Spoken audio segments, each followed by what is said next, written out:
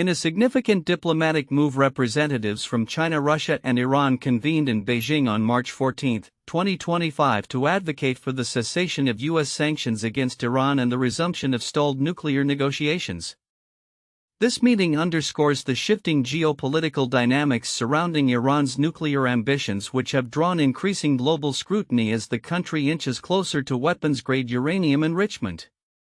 Chinese Vice Foreign Minister Ma Zhaoxu, alongside Russian Deputy Foreign Minister Sergei Ryabkov and Iranian Deputy Foreign Minister Kazem Garibabadi, delivered a joint statement emphasizing the need to terminate what they termed unlawful unilateral sanctions imposed by the United States. Ma articulated the collective stance of the three nations, stating, "Political and diplomatic engagement and dialogue based on the principle of mutual respect remains the only viable and practical option." This call for renewed dialogue comes at a time when U.S. President Donald Trump has escalated his administration's sanctions under a maximum pressure campaign, which has not only strained Iran's economy but also escalated tensions in the region. The backdrop of this meeting is critical. The original Joint Comprehensive Plan of Action JCPOA, established in 2015 to limit Iran's nuclear capabilities in exchange for sanctions relief, has been in jeopardy since Trump's withdrawal from the agreement in 2018. Since then, Iran has progressively flouted its commitments under the deal, rapidly advancing its uranium enrichment to levels perilously close to those necessary for nuclear weapons. Now enriching uranium to nearly 60% purity, a stark increase from the 3.67% permitted under the JCPOA. Chinese Foreign Minister Wang Yi reiterated the country's commitment to the JCPOA as the basis for new consensus, highlighting China's strategic interest in a stable Middle East.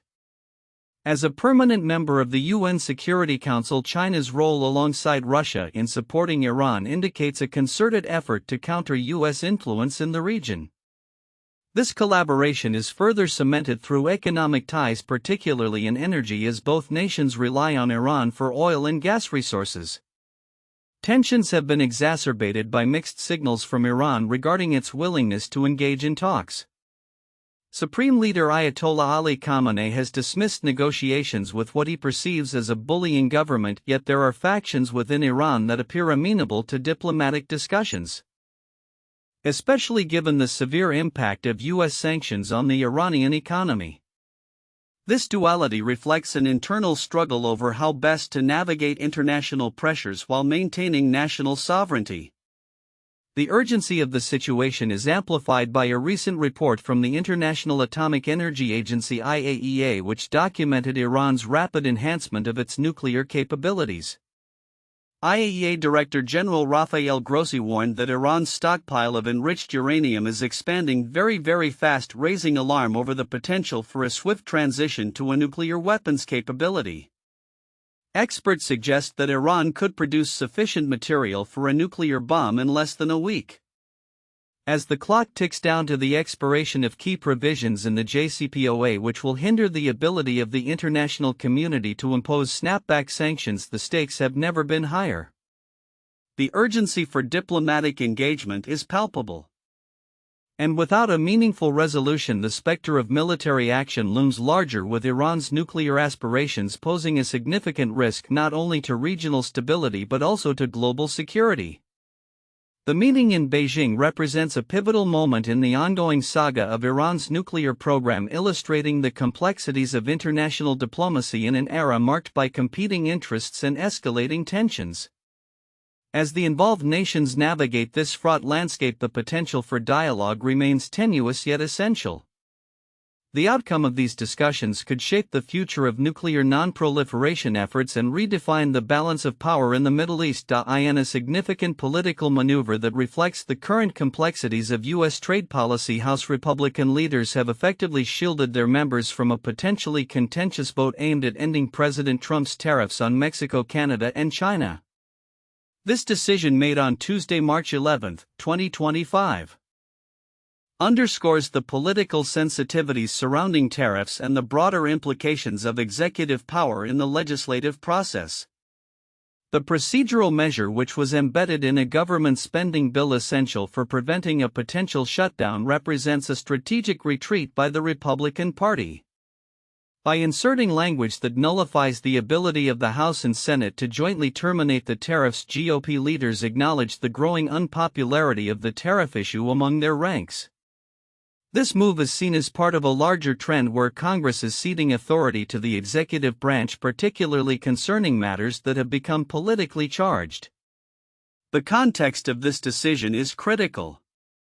House Democrats had been preparing to force a vote under the National Emergencies Act, which allows Congress to terminate a presidentially declared emergency such as the one initiated by Trump when he imposed the tariffs on February 1, 2025. The potential vote would have compelled many Republicans who traditionally oppose tariffs to publicly declare their stance on an issue that has already rattled financial markets and raised inflation concerns. Republican leaders' decision to circumvent this vote was met with criticism from Democrats. Representative Greg Meeks of New York remarked the Speaker is petrified that members of this House will actually have to take a vote on lowering costs on the American people. The sentiment echoed by many Democrats reflects a broader frustration with the GOP's handling of economic issues that directly impact constituents. While House Republicans have successfully avoided a vote this year, the situation remains fluid. Senate Democrats could still attempt to force a vote, placing Republicans in a precarious position, as any resolution would require passage in both chambers and President Trump's signature. This ongoing dilemma highlights the contentious interplay between executive authority and legislative oversight, particularly in an all-Republican Congress. In another corner of the world, China is grappling with its own diplomatic challenges, particularly in its relationship with the United States concerning drug control. President Trump's recent decision to link tariffs with the fentanyl crisis has prompted a strong backlash from Chinese officials. The Chinese government has reiterated its commitment to combating the illegal fentanyl trade, which has been a source of tension between the two nations. Zhang Jianmen, the Consul General of China in San Francisco, criticized Trump's tariffs, asserting that China has taken significant steps to address the issue. In the spirit of humanity, China assisted the U.S. in various ways, he stated, emphasizing the importance of bilateral cooperation over punitive measures. This latest chapter in U.S.-China relations illustrates the complexities that arise when economic policies intersect with broader social issues such as public health and drug abuse. As these political dynamics unfold, the implications for future trade policies and international relations remain uncertain. With both parties navigating contentious issues that invoke strong public sentiment, the upcoming months could prove pivotal. The Republican Party's reluctance to confront the tariff issue head-on may signal a broader trend of avoiding difficult votes, while China's response to U.S. tariffs could shape the trajectory of its diplomatic engagement with the West. As political leaders on both sides grapple with these challenges, the future of U.S. trade policy and international relations hangs in the balance. As the global economic landscape undergoes significant shifts, China's economy is poised to demonstrate resilience amidst escalating tensions from the ongoing trade war initiated by the United States. With the backdrop of President Trump's economic policies, which have faced increasing pushback, China's strategic responses are shaping the future of its trade relationships and economic stability. Recent forecasts indicate that despite the challenges posed by the trade war, China's economy is expected to maintain a steady growth trajectory. Analysts suggest that the nation's ability to adapt and innovate will play a critical role in mitigating the impacts of tariffs and trade barriers. According to a report published by Bloomberg, various sectors within China are gearing up for a wave of reforms designed to bolster economic performance even in the face of external pressures. China's economy has shown remarkable adaptability, said one economist, reflecting the general sentiment among market analysts who believe that the Chinese economic model can withstand increased scrutiny and competition. In parallel, China is intensifying efforts to enhance its logistical frameworks, particularly in aviation and customs clearance processes. On March 14, 2025, the South China Morning Post reported that China's customs, immigration, and civil aviation authorities are collaborating to expedite cargo inspections and streamline customs clearances. This initiative aims to reduce delays and improve efficiency at key airports, an essential move as China seeks to position itself as a leading global aviation hub.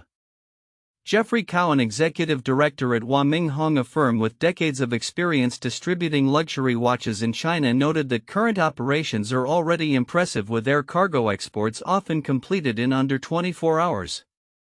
It has been quite simple, he remarked, highlighting that the operational standards at mainland airports are comparable to those in Hong Kong.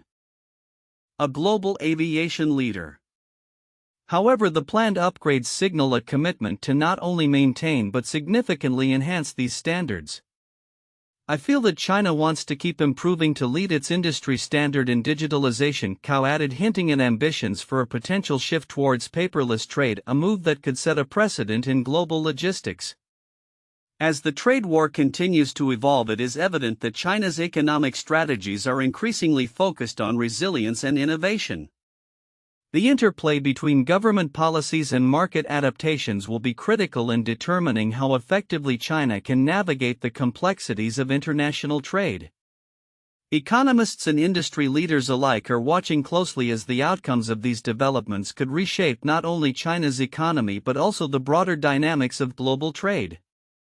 In conclusion, as China embarks on a path of modernization and enhancement within its economic infrastructure, the resilience of its economy will be tested in the coming months. The dual focus on improving internal efficiencies while responding to external pressures reflects a strategic balancing act that may define the future of China's economic landscape.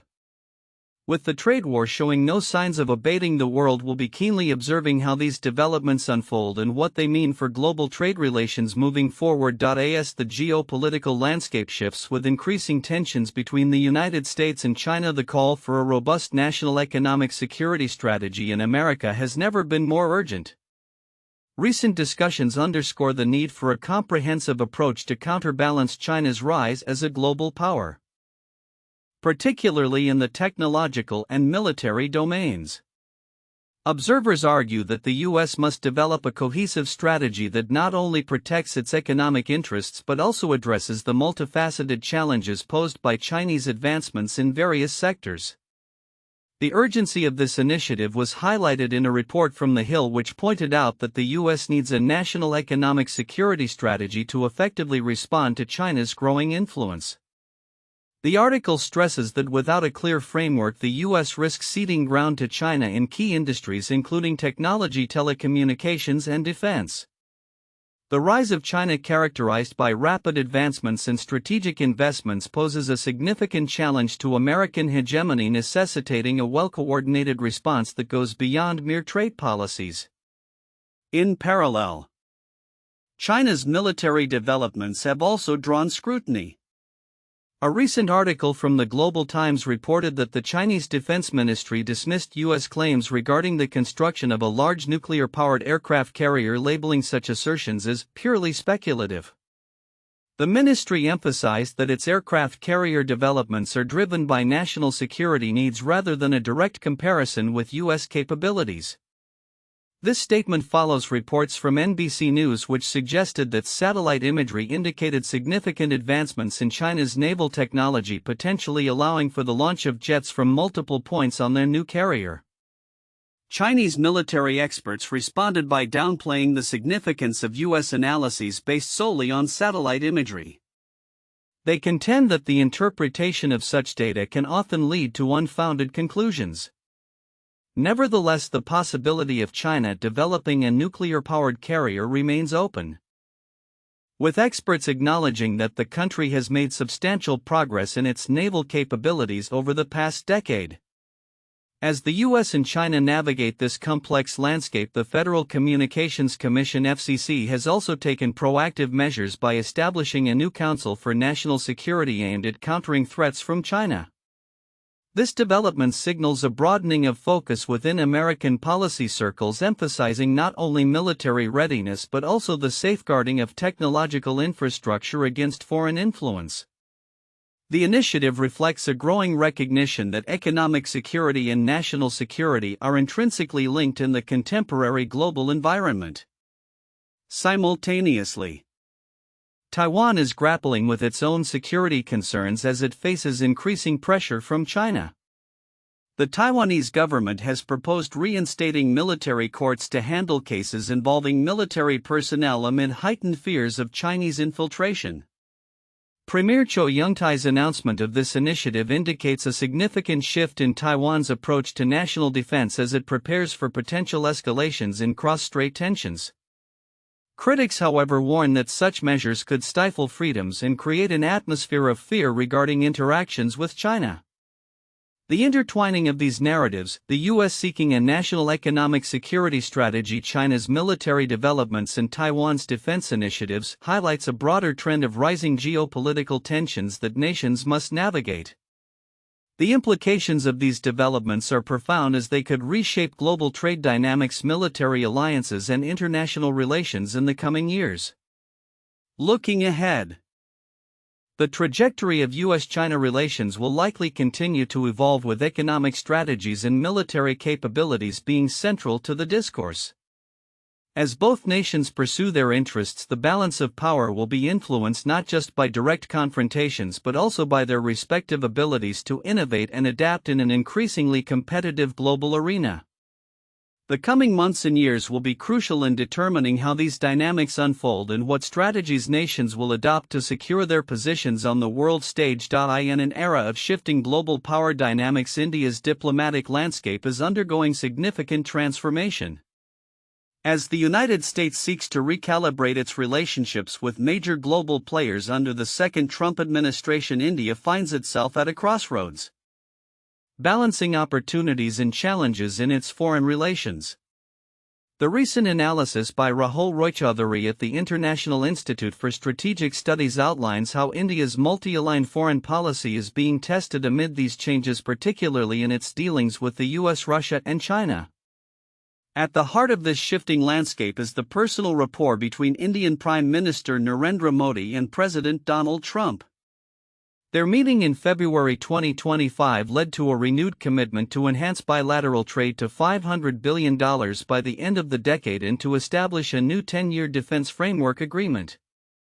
This optimism is rooted in the substantial defense and economic ties that burgeoned during Trump's first term, which included pivotal foundational defense agreements and a shared interest in the stability of the Indo-Pacific region.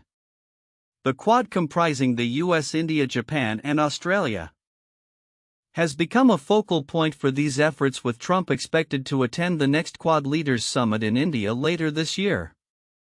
However, the path is fraught with challenges. Trump's combative stance on trade, exemplified by his labeling of India as a very big abuser of import duties, poses significant hurdles. The imposition of tariffs on steel and aluminum and the potential for further tariffs targeting India complicates the relationship. Additionally, Modi's government must navigate the deportation of illegal Indian immigrants from the U.S. and manage Washington's discontent with New Delhi's defense ties to Russia. In response, India has taken steps to preemptively address these concerns, reducing tariffs on specific products and agreeing to the return of illegal immigrants, while emphasizing its commitment to maintaining a diverse array of international partnerships. The geopolitical landscape is further complicated by the U.S.'s evolving relationship with Russia. India has welcomed Trump's outreach to President Vladimir Putin, particularly as Modi has advocated for diplomatic solutions to the ongoing Russia-Ukraine conflict. India's long-standing ties with Russia, particularly in defense, have remained strong even as New Delhi faces criticism from Western allies for its position on the conflict. The fracture in transatlantic unity due to Trump's approach to Russia offers India a potential avenue to deepen its ties with the European Union, its largest trading partner.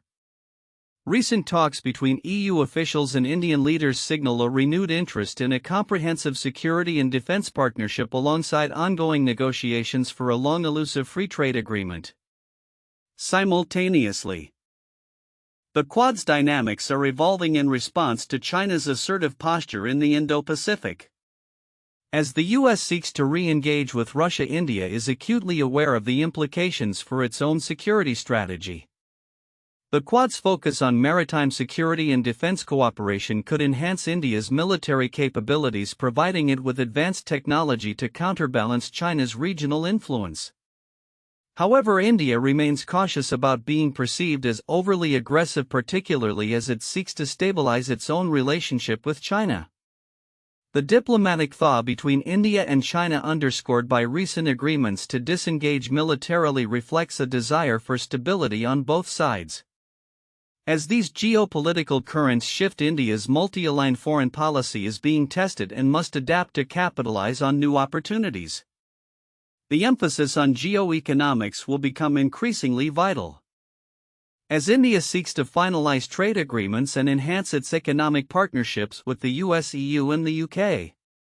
The global order is evolving, and India's strategic positioning will depend on its ability to navigate these complexities while asserting its independent role in an increasingly multipolar world. Looking ahead, the success of India's diplomatic efforts will hinge on balancing its relationships with great powers while safeguarding its national interests in an unpredictable international environment.